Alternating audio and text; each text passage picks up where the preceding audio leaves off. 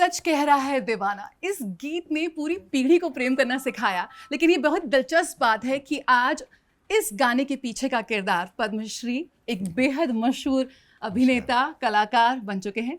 सबसे पहले सबसे भावुक बधाई किसने दी जब पद्मश्री का फोन आया? आई थिंक हमेशा माँ का ही आशीर्वाद होता है। तो वो कह रही थी कि आज मुझे मतलब आज मैं भगवान को क्या धन्यवाद दूँ और किसके लिए दूँ वो समझ नहीं आ रहा। जो कुछ भी तुमने आज तक हासिल किया है वो तो ठीक है, पर ये तो बस बढ़ता ही जा रहा है। And she felt so grateful, I can never forget. उसके उनकी आवाज़ में जो प्यार मोहब्बत और गर्व था वो बहुत ही खास था मेरे लिए। जब इस तरह के मौके आते हैं, सम्मान तो आपको कई बार मिले हैं, लेकिन जब पद्मश्री जैसे सम्मान मिलता है तो ऐसे में क्या याद आता है? सारे किरदार की पूरी फहरिस्त याद आती है या कोई ऐसा किरदार?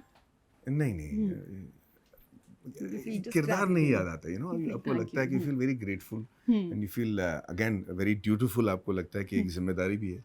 That was the most overwhelming feeling. I don't think I looked back upon my work when that first happened. पहला शॉट याद है? मेरे फिल्म की हाँ, या फिर बिल्कुल। टेलीविजन सीरीज कुछ की? भी सी हॉक के ज़माने के हैं हाँ, नहीं वो तो बनेगी अपनी बात की। पहला शॉट मुझे याद है कि मैं बस में था और हीरोइन आती है और मुझ पे उल्टी करती हैं।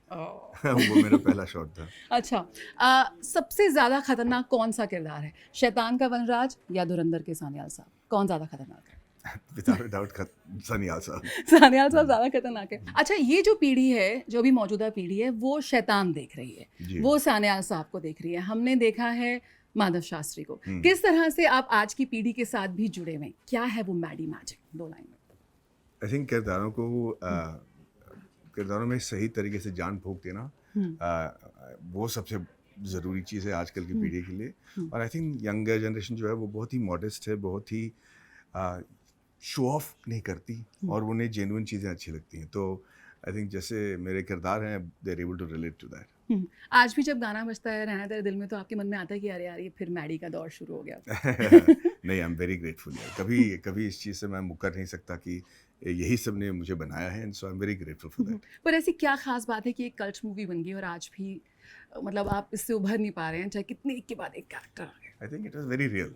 एक ज़माने में जो कुछ वाकई में उस समाज में उस वक्त हुआ करता था वो हमने दिखाया और अच्छे लोगों को दिखाया। हालांकि कुछ चीज़ें हो सकती हैं कि आज के ज़माने में नया और नॉन एक्सेप्टेबल हो, पर सभी लोग अच्छे इंसान थे उस कहानी में, and I think that's why it's popular even today. एक से बढ़कर एक शानदार मेमोरेबल किरदार आपने किए हैं। अभी भी कोई ऐसा किरदार जो ख्वाहिश हो मेरे मन में कि मुझे करना है?